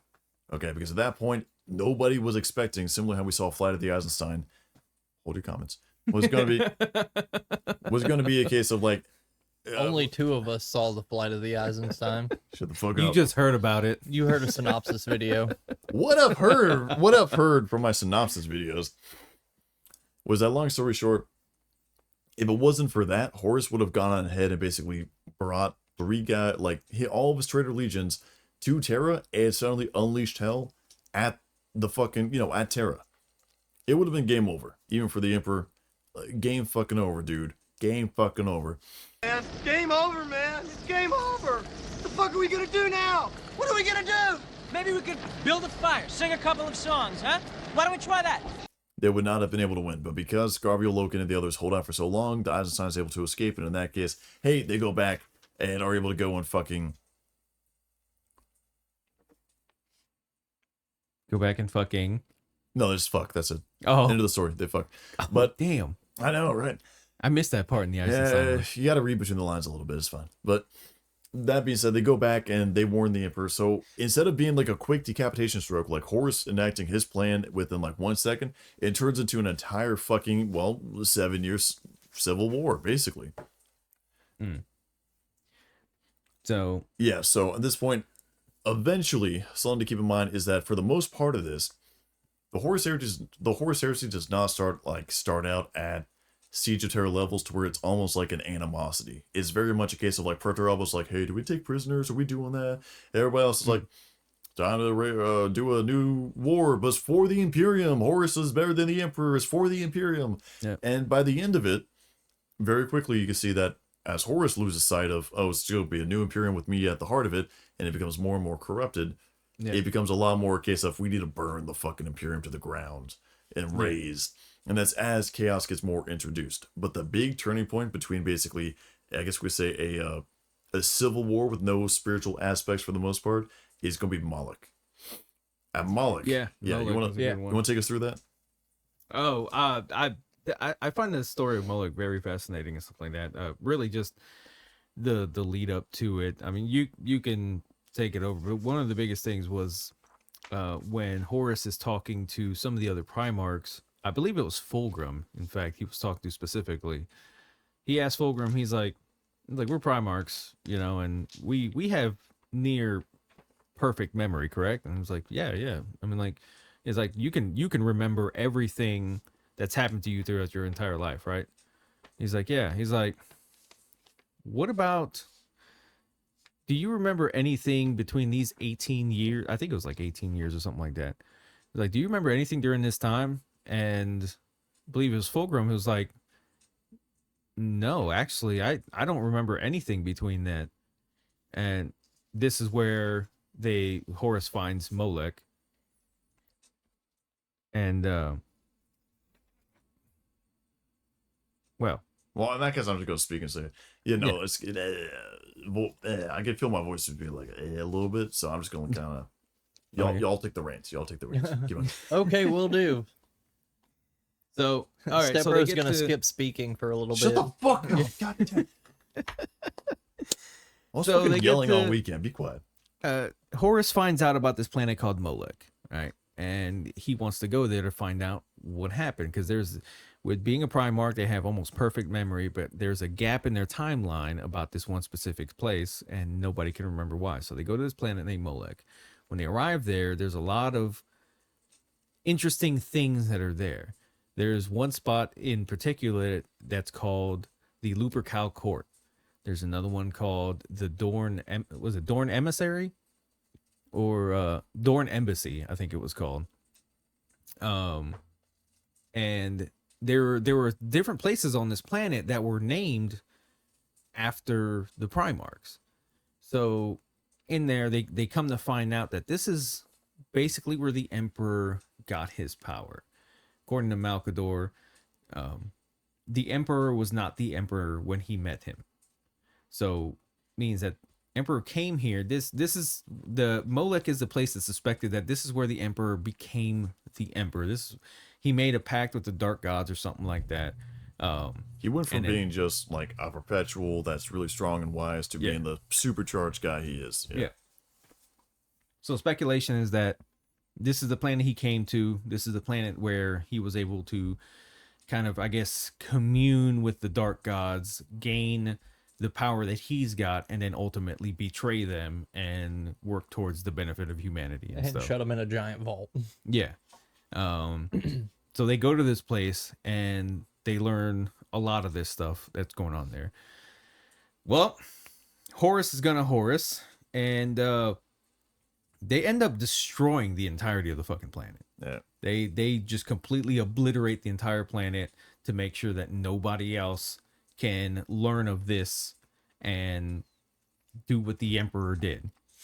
But Following his footsteps. But the biggest part of it is Horus goes into the vault. He did go in the vault. Yeah. Horus goes into the vault, and when Horus comes out, Horus is completely different now. Is this where no, he didn't get the black armor until he got back to the ship. Yeah, because they redid his armor and everything. Yeah, But they he redid his armor and everything, but this is where he was like, didn't he come out like uber swollen at this point? is Like, where Horus ascends, yes, that's and what it was. ascended Horus comes out. It's no longer fucking, Horus Lupercal, the War Master. It's now fucking Horus Lupercal, the champion of chaos. Horus Super Cal. Yeah. Horus trend take steroids fucking Lupercal. Yeah. Swolus Lupercal. No. Swolus Lupercal, yes. One of the biggest things about that is during that time in the gate, although it only seemed like a few minutes to everybody who's watching, Horus, according to his own account, spent like tens and tens of thousands of years, like crazy fucking amounts of time, going around and waging war on behalf of the Dark Gods against other powers in the warp. Yeah. Which is fucking wild. So he walks back through the gate after what presumably is like fucking like 50, 60,000 years, some shit. Like the vast majority of recorded human history. Reminder, we're in M2, they're in M30. And we're going to say like 40, 50,000 years. That's beyond all recorded human history at that point. Right. And that time he spent at the host of demonic legions, conquering other stuff. He learned everything. He saw all knowledge there was. I think it was he saw all knowledge there was to see. He fucking experienced.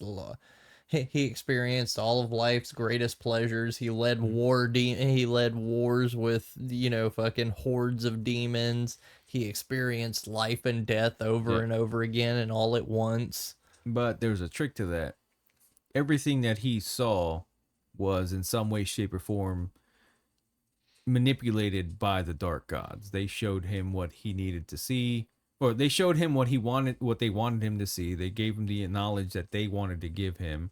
Sure, it was a hell of a lot, but a lot of that stuff was being manipulated by the gods themselves, because had he seen literally everything and all that shit, it would probably be a different story. He'd be like, oh, okay, this is why Dad doesn't want us to know anything about you assholes.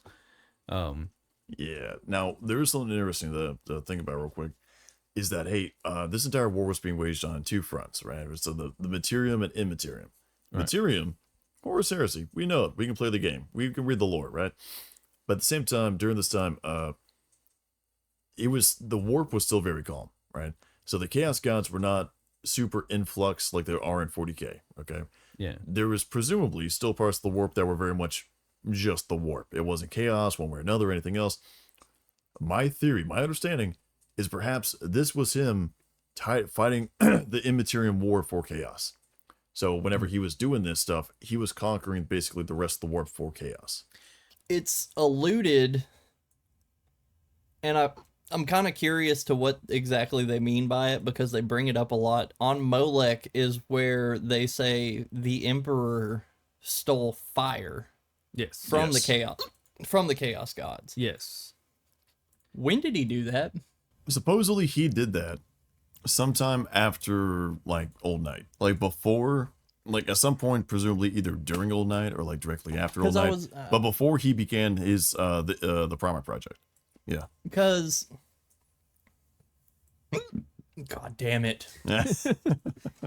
Yeah, because Malcador Malcador himself had said that the Emperor was not the Emperor when I met him. So, Well, because there's, God damn it. There's like the speculation.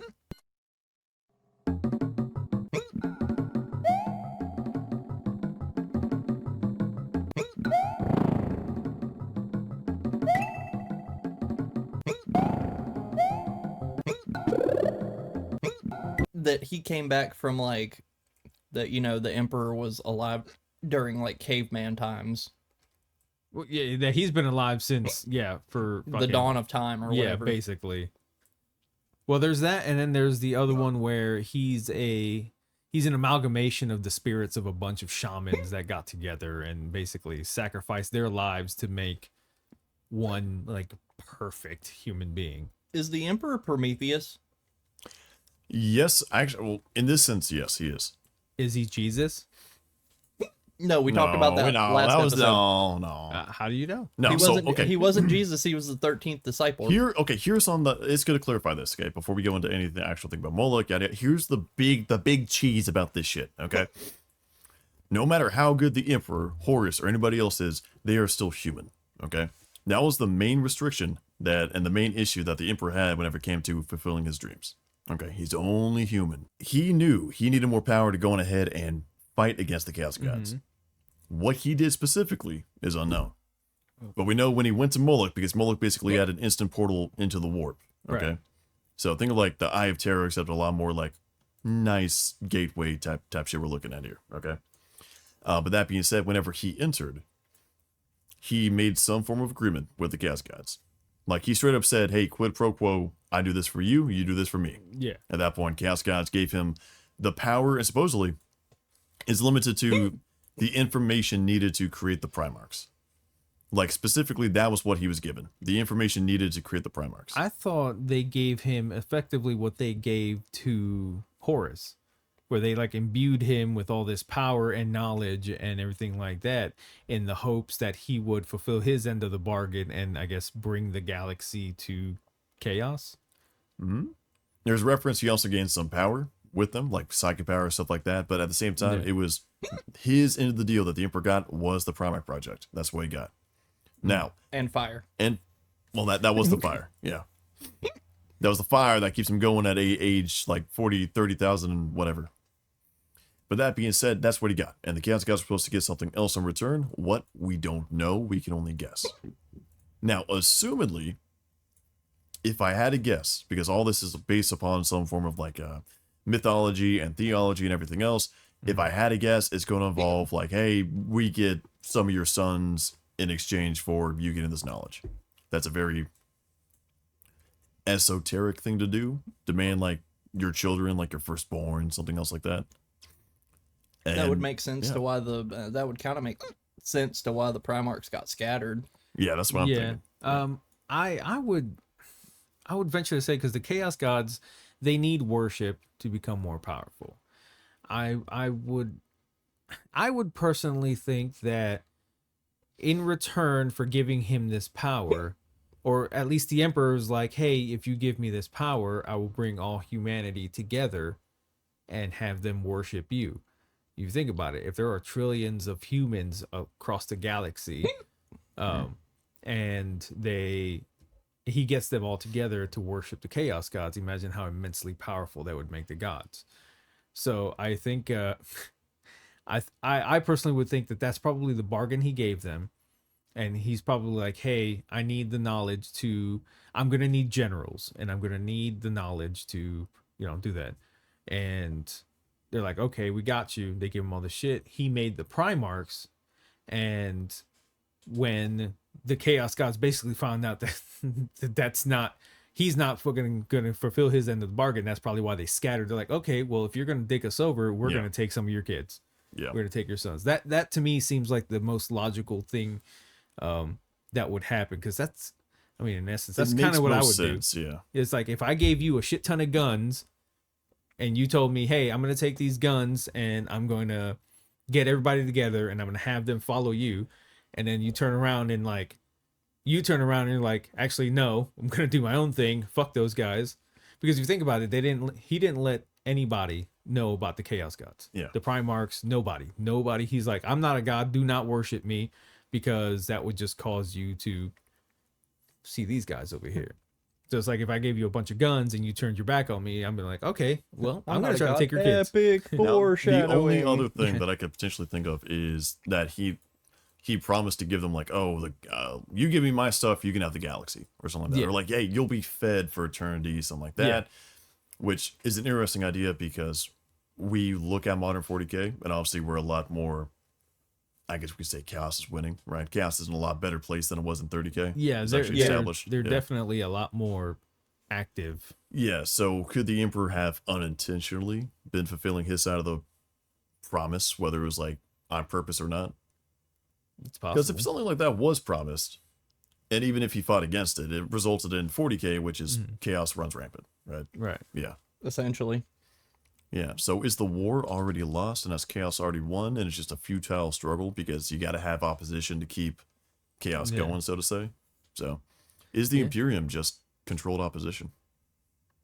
It's possible. Yeah. It's really possible. It very much well could be. There have been little lore tidbits that prove that it could. There's the one, that Hammer and Bolter episode, that talks about the library with the, where they're making the Tzeentch books, basically. Yeah. There's a library making Tzeentch books? That doesn't sound like a good Yeah, idea. so it's called like the Count or something, and it's literally like a librarian, and he walks through 807, 808. Well, that's not a Tzeentch thing. That was Tzeentch infiltrating and corrupting an Imperial world. It wasn't like a specific, like, they're making books for Tzeentch. Well, it was him infiltrating a world, but it could have been him infiltrating the world to spread, as that, controlled opposition or whatever. Yeah, but the controlled opposition only works if it's actually the Imperium fighting back against chaos. If he's corrupting the world to fall to chaos, it's more like a stereotypical, like, we're going to take over this world. I wouldn't worry too much about the controlled opposition, because end of the day, it doesn't really matter because we don't know. Yeah, it's 40K conspiracy. Exactly, take it with a grain of salt. Yeah, it's a conspiracy. Yeah. It's 40K, Alex Jones. But so Horus does essentially the same thing. He goes to this vault and he goes inside, leaves everybody outside. And we kind of already talked about it. He walks. He goes through and he goes through. He supposedly gains all the knowledge of the universe and gets imbued with. He turns from fucking normal boring ass Horus to fucking big old Swolrus. Yeah, Swolrus. Yeah. We can kind of break down as like before this point. Horus was like the traitor's son. That's what he was. But it was very much still, I'm doing this for this cause, this reason. Yeah. After Moloch. We're now like full chaos Horus. Yeah, this is like Horus ascended. Yeah. Fucking full on hose in the nose fucking Horus. Exactly, yeah. Yeah, let the galaxy burn fucking Horus. Mm-hmm. Oh, we've got to put that in somewhere. We probably will, yeah. The fucking, what was it? The Horus heresy, the animation. The Age of Darkness animation. I'm thinking of having that be like the intro almost. Ooh. Yeah, I know it'd be hard. That'd be kind of dope. But have that be the intro. After Horus ascends, there's not really a whole lot that goes on. Not directly, no. Not with Horus. Not No. with Horus. No, he just packs up everything and like start going straight to Terra, doesn't he? Yeah. Yes and no. He's got like after that he has like a few minor things to do, but essentially after Molech happens, he's like, all right, I'm ready. Well, he destroyed Molech and then left. Yeah. Right. So nobody else can. Yeah, because nobody. So nobody else could use it. Yeah. But so after that, we kind of break off and not really talking about the Sons of Horus, but still talking about the Sons of Horus. Yeah. So as all this is going on, Malkador has been working his little fucking sigilite ass off trying to stop Horus. I know you haven't read none of these books because they deal with humans and everything and not the Imperial Fist. I've read them. But I mean, they tried to send a black pariah? Was that what it was? Oh, you talking about Nemesis? In Nemesis? Yeah.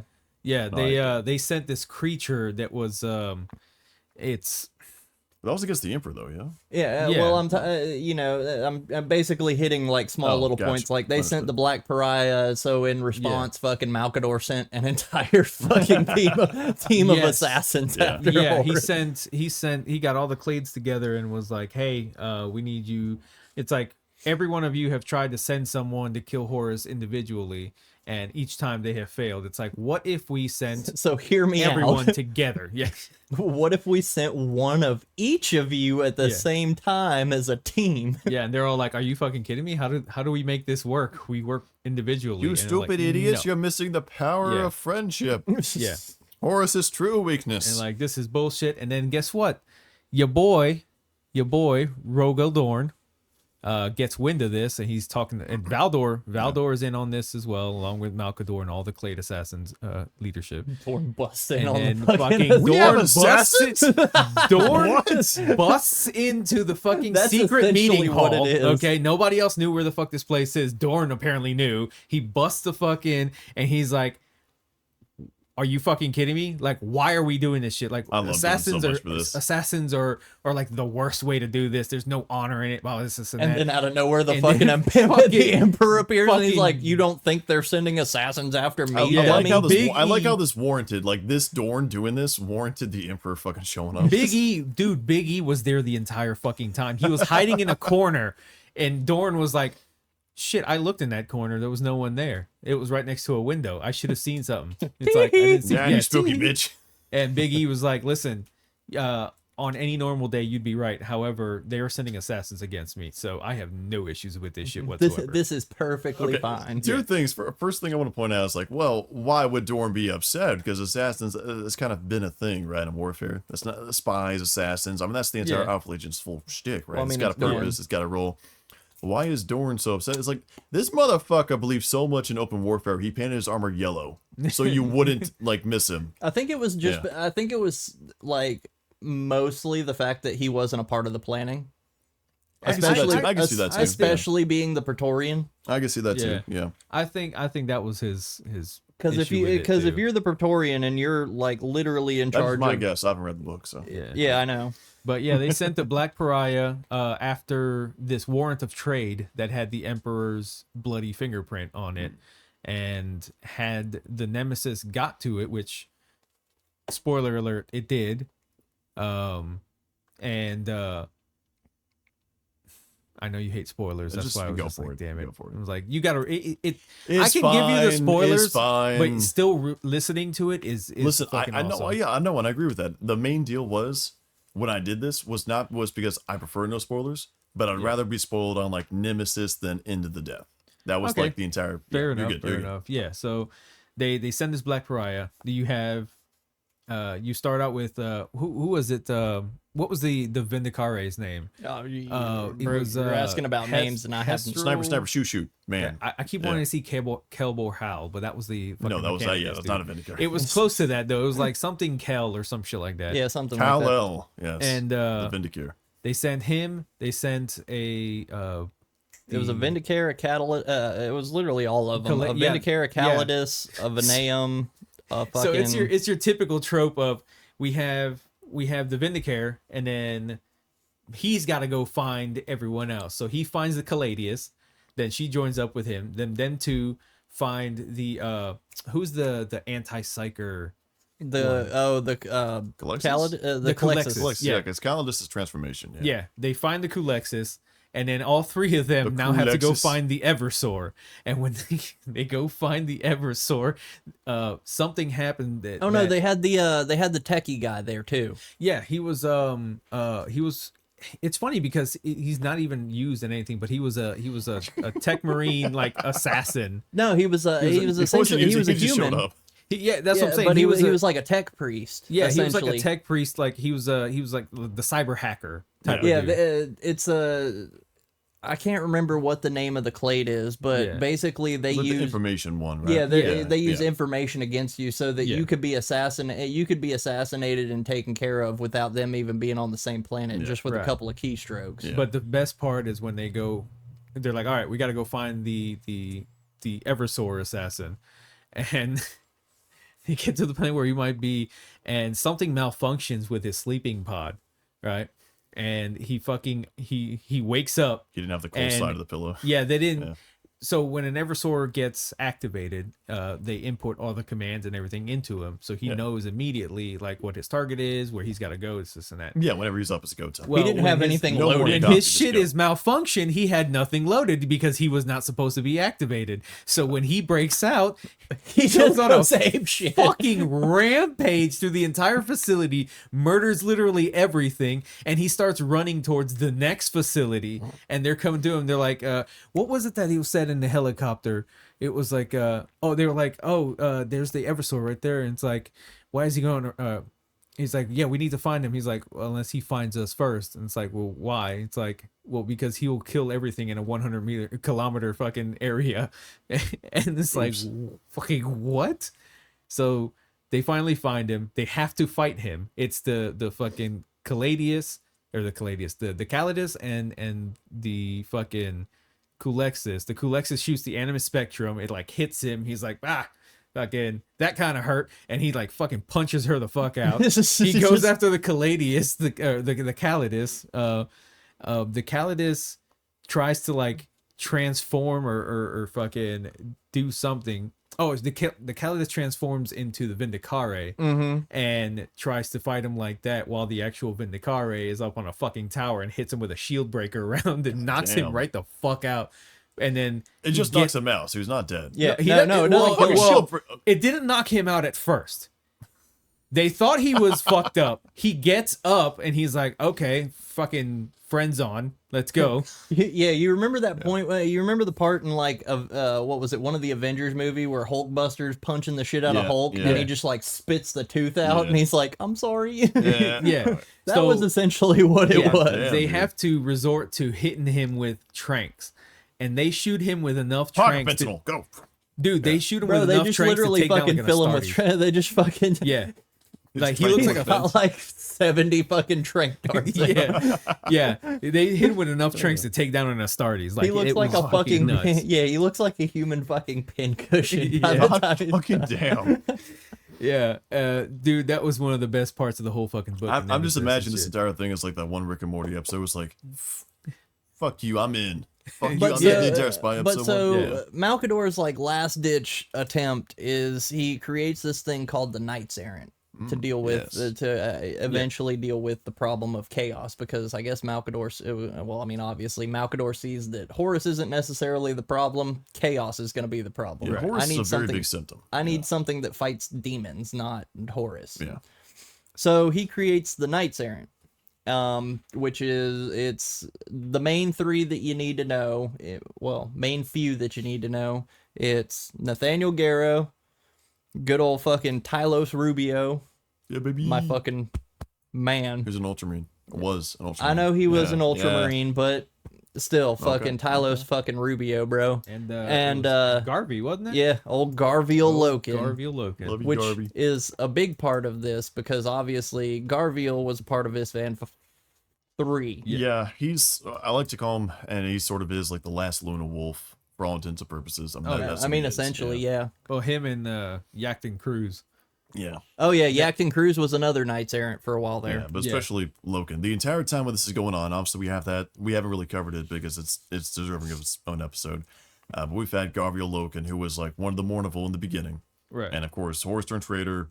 He tried to kill Loken. Loken stayed true to basically the Emperor, all that stuff. And he's like a really good foil to Horus because the entire time Loken's still embodying what the Luna Wolves are supposed to be, you know? Yeah. Oh yeah. Yeah. Garvey's always gonna be a fucking G, man. Yeah. So they end up sending him on a mission. It starts out Garviel Loken comes up and he meets Malkador and Russ is there. Russ is sitting up in Terra fucking playing 4D chess basically with goddamn Malkador with his Playing Regicide, right? Yeah, but it was Russ's version of Regicide where you could like spin the board, where like the boards had like spinning pieces and moving pieces. Oh, okay. So you would like move, but then it was like 4D chess or whatever, where you would make a move, but then you'd like spin this piece, and all of a sudden like the whole battlefield has changed around. Oh shit. Okay. And so he sits down and Garviel actually starts playing this game with fucking Russ as they're talking about what needs to go on. And basically he hits them with, Russ hits him with, hey, so I'm going to fight Horus. I've already put it in my mind. I'm going to fight Horus. Horus done fucking tricked me, had me go burn down Prospero. We don't want to talk about it. He had me go do a thing. It didn't work out. He had me go do, well, I mean, depending on how you look at it, it worked out really well. I mean, he was successful. Yes. But so he says, however, there's a problem. I don't know the Vengeful Spirit. You, being an ex-Luna Wolf, you do know the Vengeful Spirit. So here's what we're going to do. We're going to take you and a group of fucking other Knights Errants. We're going to have you guys infiltrate the Vengeful Spirit. You've got a Space Wolf here that is a Knights Errant that I have given you to use. He is going to put these little scent markers and runes so that I can have a... He's just gonna pee on the He's wall. just walking. That's what I thought about whenever he was talking about scent territory. markers, was him just walking up and pissing on a corner. Just leg hiked up and everything. It's all right. But so basically the mission is you guys go on, you guys find me a path that gets from where I'm gonna land to the Lupercal court, where I know that Horus is more than likely gonna be. Yeah. Then you guys do whatever the fuck, get the fuck out, do what you need to do, and then I'm gonna go on the ship, I'm gonna go fuck up Horus. So they end up doing this, and it doesn't work out too terribly well for them. It wasn't like the worst outcome. I mean, it wasn't the worst outcome. Yeah. They end up they end up in the throne room with Horus face to face, and this is the first time that Horus has seen Garviel Loken since. This is the first time they've seen each other since before Isvan 3. Well, no, because see, before this happened, there was the time when Loken also went along to mark it out for Russ's attack. That's what this is. Oh, I thought it was. That's what I'm talking Oh, about. I'm talking about when Russ was with them after. No, because Oh, Russ no, you're wasn't. right. Yeah, you're right. No, because Yeah. he wasn't with Russ. No, you're right. You're right. Yeah. So I must have skipped that one too. yeah. So Loken, Yakton Cruz, Got it. the Space Wolf, their whole group ends up on the fucking Vengeful Spirit on the throne room. They do a bunch of shit to go through. They make their markers and everything, but they end up getting caught. Yeah. Yakton Cruz ends up dying. He ends up getting killed. Fucking, Yeah, Yakton Cruz was the old guy, like the really original. yeah, fucking, the unheard or whatever. Yep. Yeah. Or the half spoken. yeah, The the half heard. half heard. That's what it was. Yes, the half heard. But I can't even remember what really happens with that. I know that somehow or another Garviel escapes. I mean, so basically what happens whenever they're all, because Horus got to be a drama ass bitch, fucking drags them basically to the fucking command center with the fucking armor glass looking out in space. It's like, behold, my son, I will give you one last chance to join me and be by my side as my favorite son, please. Yeah. And Horus is kind of an important part because, especially whenever Chaos gets involved, he still tries to kind of rationalize to himself about what he's doing, what's going on. Right. But the entire fact of that defiance by Loken has always kind of bugged him. because it's a testament saying, oh, he's actually staying the course of what could have been, right? Like who I'm supposed to be, Right. end up being more Loken. So it kind of bugged him to see Well, that and he the was still thing was, loyalist. the thing about it too was like it was hardly ever really said, but Loken really was like one of Horus's favorites. Like Oh, he yeah. had the Mournival, which was it was almost like the trident with Perturabo, Yeah. He always wanted, he was the same way where he always wanted, you know, where I mean in his case he had 4, which represented the 4 what was it, represented the 4 cycles of the moon. Yeah. Yeah. But he always had 3 of them people as his basically his yes man. He had, you know, he had Abaddon over here that was always going to be the yes man, but you know, tough in his own right. He had his own way of doing things. He was the brash yes man. Yeah. You had Horus Aximand, who, of course, yes man, Little Horus, man. looks the most like Horus. Fucking obviously, yes, Dad. Anything you say, Dad. You had who was it? Tarek Torgadon. Yeah, you had Torgadon. Yeah. But Torgadon wasn't really a yes man because he was along the same lines as Garviel when it come to a lot of things. Like him and Garviel were really close, and they agreed. Him and Garviel agreed upon a lot of things together and stuff. I would say Torgadon was more of he was the Joker for sure, Right. But I think he was more of the practical, the pragmatic type of dude. Right. And then you had Loken, who was basically your I'm going to tell you what you Sort need of to the know. naysayer slash, like, he was the most independent, I'll say, Yeah, out of Right. all of them. Yeah, he was the one who's held true to the if you think it's fucking dumb, say so. Yeah. Exactly. Yeah. But so obviously fucking Garviel tells him, you know, fuck you, I ain't joining you. Like, look at what this shit is Yeah. now. Yeah. Torgadon isn't even Torgadon anymore. He's now fucking Tormageddon. Yeah. Sir, it's literally just a demon. What are you doing here? Yeah, I was like the real Torgadon. But, fuck. So they end up actually providing him a path. Somehow they escape. I can't remember how all that It was happened. while they're in the middle of doing this, the fucking like the Thunderhawk that they arrived in literally just does a fucking pull down the window, fucking stares down for a second, lowers the ramp, and just opens fire on the fucking bridge. Nice. Yeah. So it shatters the window. Some people get sucked out. The rest of them are able to get basically yeeted into the fucking Thunderhawk, and then close hatch. Disappear. They disappear. So after that, you really don't hear a whole lot about fucking Horus again. Surprise, surprise. Yeah, well, at this point, he's we later see him. Obviously, there's his influence in Beta Garmin, but on top of that, it goes on to Siege of Terra. During this time, he's still being. We're still at fucking Russ.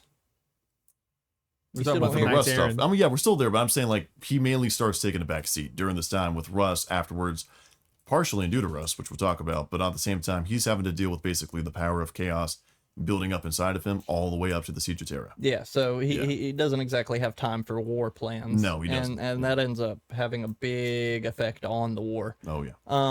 But so after that, you have the Battle of Trisolian, and that's where Russ finally hits him with the. Russ is in the what is it? He's in the fucking control room with Dorn Jagatai. I can't remember who all was in there. I think it was Dorn Jagatai and Sanguinius. And they were basically telling him, don't fucking do it, don't fucking do it. And he was like, fuck you, I'm gonna do it. That's what I want to. Fuck you, I won't do what you tell me. Over there, that horse, he deserves a proper shanking. I'll do what I must. But so he takes his good old trusty pal Bjorn, fucking his group of space wolves, and he hits the vengeful spirit. Yeah. And ends up in a huge dope fight between Russ and Horus. Oh yeah. Russ, instead of bringing his sword or his axe, he actually brings it's not the Apollonian spear, it's the other one, the sister spear. I don't recall the name of it. I can't remember. No, I have no idea. I don't know. We'll put it in. Yeah. We'll put it in the fucking comments or something. Shit. Yeah, the Apollonian spear is the one that Valdor had. It was he the other had- spears. It was the twin. Yeah, set. the twin spear that whenever but this one, instead of the Apollonian spear where you gain knowledge, this one bestows knowledge upon people. Right. And so I'm gonna see if I can pull that up. it's a completely different fight that Russ. I love whenever he's talking about it because he absolutely fucking hates that spear. And he states part of the reason is because the Dionysian spear. yeah, that was it. yeah. Yeah. So, Dionysian. but he talks about, fighting with swords and axes. With swords and axes, it's one thing. He said with a sword, you can block, you can do everything is in a stroke. With an axe, you don't really have a choice but to keep the axe moving in order to keep it going. But with a spear, you have to be fluid and you can't stay in close because it's a long arm. It's all distance. Yeah. Yeah, it's all distance fighting, and that's something that Russ doesn't like doing. But he does a really good job with the spear. Fucking gets a few good blows on Horus. However, it's not enough, and he gets his ass whooped in the end. Ends up getting like his face smashed in, all kind like ribs broken, lungs crushed, fucking like. Did not realize how powerful Horus was. Yeah, didn't realize how powerful Horus was, and there was actually a point in the beginning of that book where he asked Loken, he was like, "Do you think I can kill Horus?" And there's like a whole scene where he goes through and he talks about, I could probably kill Dorn. Dorn's too worried about this. Gilliman's too worried about fucking organization. Lorgar, I could breathe on him wrong and fucking. He literally says I could breathe on him and he would fall. But Horus was always the one that nobody knew if they could, everybody thinks, I could probably whoop his ass, but like Nobody knows. You never really know. But unbeknownst to Russ, because Russ and his space after this happens and Russ gets his ass whooped, Space Wolves literally just fling themselves on fucking Horus. Every time he like blasts away like a squad of fucking Space Wolves, like 10 more Space Wolves just fucking pile on top of him and jump as. So he was dogpiled. Yeah, he was getting dogpiled literally as the Space Wolves are like dragging Russ back to the ship. Like, we gotta go. But Operation Save Dad in effect. Go. But as this is going on, a big thing that happens is fucking Horus takes a knee after as like the battle's going on. Horus kind of takes a knee and everybody notices that, oh shit, Dad's bleeding out of his side. Dad got stabbed with the spear in the side. He's actually fucked up, yeah. And that wound isn't closing. Astartes, especially Primarchs, have their super fueled healing factor. Yeah, they heal fast, yeah. And especially with him being fucking warp infused, you would think that it would, but no. The wound doesn't close. It's still bleeding. It's constantly bleeding. It's a fucking anime. Horus actually ends up going into basically like a comatose state, where it's almost like Davin 2.0. Right. They don't know what the fuck's going on with him. Oh God, not again.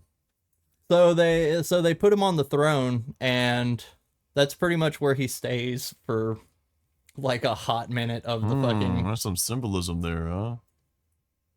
I never even thought about that. Yeah. Epic foreshadowing. There's a lot of fucking foreshadowing and symbolism and just splits. Oh, so nice. I love it. But as this goes on, the war effort all of a sudden hits, like, slams on the fucking emergency brake. Like, it comes to almost a standstill. Because, I mean, where do you go when your leader quite literally just stops? Da da da. Bum bum bum. Enter Perturabo scene live. Yeah, the war effort starts to falter due to the lack of leadership. You have Abaddon, who's quite literally just worried about Horus, so he's pretty much stayed by Horus's side the whole time. It leaves things to Horus Aximand and one of the next replacements for the Mournival. Who was it? I think Loken gets replaced by Falcus Kyber, and If I'm not mistaken, yeah. I want to say it was one of them. I want to say it was, because he has fucking Tormageddon as the other guy. So it's pretty much down to Horus Axamand and Falcus Kyber to try and lead this rebellion, which obviously they have no idea to. Yeah, no matter how good of a strategist you are, trying to lead someone on that scale, that's something only a Primarch can actually do. Accomplish, exactly. As this is going through, Malighurst is actually the only person that notices that shit's kind of fucked up with Horus. Like, Horus is way different. Like, everybody's worried about the rebellion and everything, but nobody's worried about the guy that's in a coma besides Abaddon, but he's worried in a different way. Up there blowing them. So eventually this leads Malighurst. You probably have more on the scene than I do. All I really have is the fact that he starts like a ritual and ends up like doesn't he end up like sharing minds with like psychically connecting with Horus and like trying to get him to wake up or something? Sort of like Vulcan, he was sacrificed to basically get better, but even then he was still very much on his throne for the basically the rest, for the majority of the rest of the Horus heresy. Yeah.